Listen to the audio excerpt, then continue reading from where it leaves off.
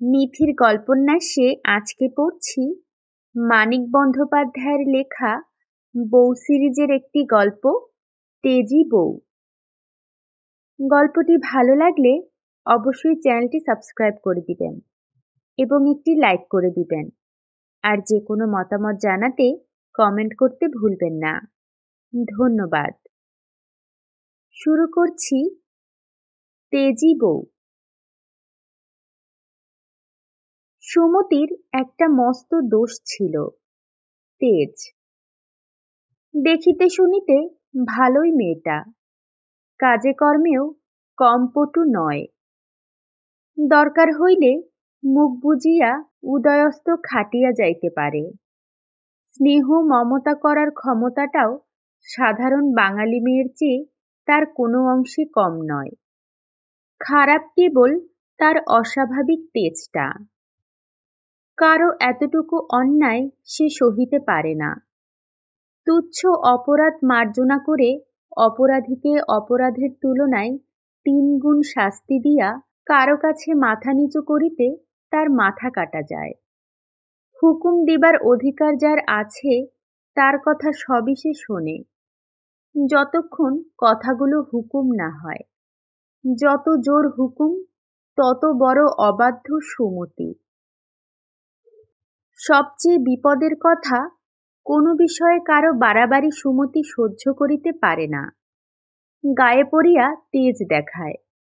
বাঙালি ঘরের বউ, তার গায়ে পড়িয়া তেজ দেখানোর মানেই গুরুজনকে অপমান করা, সমবয়সীদের সঙ্গে ঝগড়া করা, আর ছোটদের মারিয়া গাল দিয়া ভূত ছাড়াইয়া দেওয়া।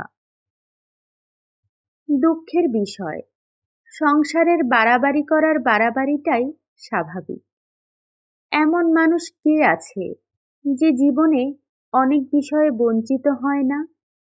অনেক বিষয়ে বঞ্চিত হওয়াটা কয়েকটা বিষয়ের বাড়াবাড়ি দিয়া পরিপূরণ করার চেষ্টা না করাটা রীতিমতো সাধনা সাপেক্ষ। সংসারের লোক সাধনার ধার ধারে বা ইচ্ছা করিলে ধারিতে পারে, এরকম একটা ধারণা সাধু মহাত্মারা পোষণ করেন বটে, কিন্তু কথাটা সত্য নয়। সুমতির তাই পদে পদে বিপদ। বিবাহের আগে গুরুজনদের মান না রাখিয়া সমবয়সীদের সঙ্গে ঝগড়া করিয়া আর ছোটদের বকিয়া মারিয়া ক্রমাগত হাঙ্গামার সৃষ্টি করা যদি বা চলে, বিবাহের পর শ্বশুরবাড়িতে এসব চলিবে কেন? প্রথম বছর ২ সুমতি প্রাণপণে তেজটা দমন করিয়া রাখিয়াছিল। দু একবার সকলকে বিরক্ত ও ক্রুদ্ধ করার বেশি ভয়ানক কিছু করে নাই। অবস্থা বিপাকের। কৃত্রিম সংযম আর প্রকৃতিগত স্বাভাবিক তেজের লড়াইয়ে সংযমটা ক্ষয় পাইতে পাইতে নিঃশেষ হইয়া আসায় এখন সে পড়িয়াছে মুশকিলে। শাশুড়িকে একদিন বেলুনি নিয়া মারিতে উঠাইয়া ছাড়িয়াছে। প্রথমবার বলিয়া শাশুড়ি মারিতে উঠিয়াই ক্ষান্ত হইয়াছেন, একেবারে মারিয়া বসেন নাই। কিন্তু কতকাল না মারিয়া থাকিতে পারিবেন?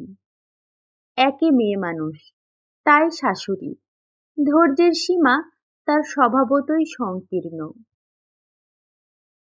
এতখানি তেজ সুমতি কোথা হইতে পাইল বলা কঠিন। তার বাবা সদানন্দ অতি নিরীহ গোবেচারী মানুষ। কখন মানুষকে চটাইয়া বসেন এই ভয়েই সর্বদা শশব্যস্ত। মা চিররুগ্ন, রোগে ভুগিয়া ভুগিয়া মেজাজটা তার বিগড়াইয়া গিয়াছে বটে, বলা নাই কওয়া নাই।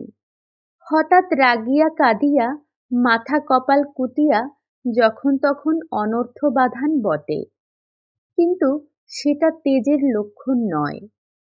মানুষটা আসলে ভয়ানক ভীরু। বড় ভাই দুজনে ২০-২২ বছর বয়স হইতে কেরানি, তাদের তেজ থাকার প্রশ্নই ওঠে না। বোনেরা সব অতিরিক্ত লজ্জা শরম আর ভাবপ্রবণতায় ঠাসা। চারজনেই অমানসিক সহিষ্ণুতার বর্মে গা ঢাকা দিয়া স্বামী পুত্রের জন্য জীবন উৎসর্গ করিয়া দিয়াছে। এদের মধ্যে সুমতির আবির্ভাব প্রকৃতির কোন নিয়মে ঘটিল বলা যায় না, কোন নিয়মের ব্যতিক্রমে ঘটিল তাও বলা যায় না। আগাগোড়া সবটাই দুর্বোধ্য রহস্যে ঢাকা। লজ্জাশরম ও ভাবপ্রবণতা কিছু কম হওয়া আশ্চর্য নয়। প্রকৃতিতে কিছু অসহিষ্ণুতার আমদানিও বোধগম্য ব্যাপার, কিন্তু স্বামীপুত্রের জন্য জীবন উৎসর্গ করার মধ্যে এতখানি তেজ বজায় রাখা যেমন খাপছাড়া তেমনি অবিশ্বাস্য। পুত্র সুমতির মোটে একটি, এখনো 2 বছর পূর্ণ হয় নাই। আরেকটি যে কয়েক মাসের মধ্যে আসিয়া পড়িবে। আসিয়া পড়িবার আগে সে পুত্র অথবা কন্যা তা নির্ণয় করা অসম্ভব। তবে সুমতি আশা করে এটিও পুত্রই হইবে। 2টি পুত্রের পর একটি কন্যা হইলে মা হওয়ার আনন্দে একদিন সে কি পরিমাণ গর্বই না মিশাইতে পারিবে। এসব ভবিষ্যতের কথা। আপাতত প্রথমটির মতো দ্বিতীয়টিকেও বাপের বাড়িতে গিয়া ভূমিষ্ঠ করার স্বাদটা সুমতির অত্যন্ত প্রবল হইয়া ওঠায় একটা ভারী গোলমালের সৃষ্টি হইল। শাশুড়ি ঘাড় নাড়িয়া বলিলেন, না, বাপের বাড়ি যেতে হবে না, এই না সেদিন এলে বাপের বাড়ি থেকে। সুমতি যুক্তি দিয়া বলিল, সে তো গিয়েছিলাম ছোটদার বিয়েতে, তাও তো 7টা দিনও থাকতে পেলাম না। মেজাজটা শাশুড়ির ভালো ছিল না। সকালে খোকাকে দুধ খাওয়ানোর সময় খোকা ভয়ানক চিৎকার জুড়িয়া দেওয়ায় শাশুড়ি বিশেষ কোনো অসন্তোষ বা বিরক্ত বোধ না করিয়াও নিছক শাশুড়িত্ব খাটানোর জন্যই একবার বলিয়াছিলেন, নাকা দিয়ে দুধটুকু পর্যন্ত খাওয়াতে পারছো না বাছা। আগে হইলে সুমতি চুপ করিয়া থাকিত, আজকাল সংযম ক্ষয় হইয়া আসায় মুখ তুলিয়া বলিয়া বসিয়াছিল, দুধ খাওয়াবার সময় ছেলে পেলে একটু কাঁদে। কাঁদে না তোমার মাথা, বড় তো মুখ হয়েছে তোমার বৌমা আজকাল। মুখ হওয়া হই কি, যা বলেছি মিথ্যে তো বলিনি। আমি মিথ্যে বলেছি? আমি মিথ্যে বলি? তুমি আমায় মিথ্যেবাদী বললে? রাগে শাশুড়ির কণ্ঠ ক্ষণকালের জন্য রুদ্ধ হইয়া গিয়াছিল, আরো জোরালো আওয়াজ বাহির হইবার জন্য, কিন্তু সুমতির অদৃষ্টপূর্ব মুখভঙ্গি, তীব্র দৃষ্টি আর চালচলন দেখিয়া আওয়াজটা আর বাহির হইতে পারে নাই। ছেলেকে দুধ খাওয়ানো বন্ধ করিয়া সুমতি ধীর স্থির শান্তভাবে উঠিয়া দাঁড়াইয়াছিল। ছেলেকে শান্ত করিয়া শাশুড়ির দিকে বাড়াইয়া দিয়া বলিয়াছিল, আপনাকে মিথ্যাবাদী বলিনি, বলেছি দুধ খাওয়াবার সময় ছেলে পেলে একটু কাঁদে, কান্না থামিয়ে দিলাম, নাকা দিয়ে খাওয়ান তো দুধ। প্রথমটা থতমত খাইয়া শাশুড়ি অবশ্য বলিয়াছিলেন, তোমার হুকুমে নাকি, এবং তারপর একটা প্রচণ্ড হইচই বাঁধাইয়া দিয়াছিলেন যে মোহনলাল সুমতিকে বকিয়া আর কিছু রাখে নাই।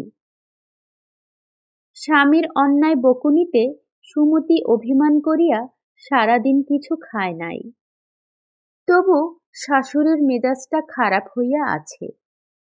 মোহনলালের বকুনি শুনিতে শুনিতে সুমতি যদি অত্যন্ত একবারও ফোঁস করিয়া উঠিত, শাশুড়ির হয়তো মেজাজটা এত খারাপ হইয়া থাকিত না। অকারণে শাশুড়িকে তেজ দেখাইয়া স্বামীর বকুনি বউ চুপচাপ হজম করিলে শাশুড়ির সেটা ভালো লাগে না, মেজাজটা বিগড়াইয়া থাকে। ফের মুখের ওপর কথা বলছ? বললাম বাপের বাড়ি যেতে হবে না, বাস ফুরাইয়া গেল। অত কথা কিসের? মোটে 7 দিনের জন্য গিয়েছিলাম। 7 দিনের জন্য যে যেতে দিয়েছিলাম, এই তো তোমার 14 পুরুষের ভাগ্যি, তা জেনে রেখো। সুমতির নাসারন্ধ্র স্ফুরিত হইয়া উঠিল। গুরুজনের কি 14 পুরুষ তুলে কথা বলা উচিত মা? শাশুড়ির মেজাজ আরো খারাপ হইয়া গেল। গুরুজন গুরুজন বলে কি মান্যি করো? আর বকতে পারছি না বাছা তোমার সঙ্গে। বলে দিলাম যেতে পাবে না, পাবে না, পাবে না, পাবে না। রাত্রে সুমতি পেট ভরিয়া খাইয়া ঘরে গেল। মোহনলাল আশা করিতেছিল সে একটু কাঁদিবে। গা ঘেঁষিয়া বসিয়া শাশুড়ির ছেলেমানুষিতে উত্ত্যক্ত হওয়া সত্ত্বেও ক্ষমা করার ভঙ্গিতে একটু হাসিয়া সুমতি বলিল, কি অন্যায় দেখো তো মার, এ সময় বাপের বাড়ি না গেলে চলে? আমায় নেবার জন্য বাবা চিঠি লিখেছেন, মা স্পষ্ট বলে দিলেন যেতে দেবেন না। কালকেই চিঠির জবাব লেখা হবে। সকালে তুমি মাকে একটু বুঝিয়ে বলো, কেমন? সুমতি একটু কাঁদিলে বাপের বাড়ি যাওয়ার জন্য ব্যাকুল হইয়া পায়ে না পড়ুক, অন্তত বুকে মুখ লুকাইয়া আত্মসমর্পণ করিলে মোহনলাল তা করিত। বুঝাইয়া বলা কেন, স্পষ্ট করিয়াই বলিত যে বাপের বাড়ি পাঠাইয়া দেওয়া হোক। সুমতির তেজ দেখিয়া সে রাগ করিয়া বলিল, আমি বলতে টলতে পারবো না। পারবে না? বেশ। বেশ মানে? তোমার যখন ইচ্ছা হবে তখনই বাপের বাড়ি যেতে দিতে হবে নাকি? সুমতি সরিয়া সোজা হইয়া বসিয়া বলিল, যখন ইচ্ছা বাপের বাড়ি আবার কবে গেলাম? সুতরাং মোহনলাল রাগ করিয়া বলিল,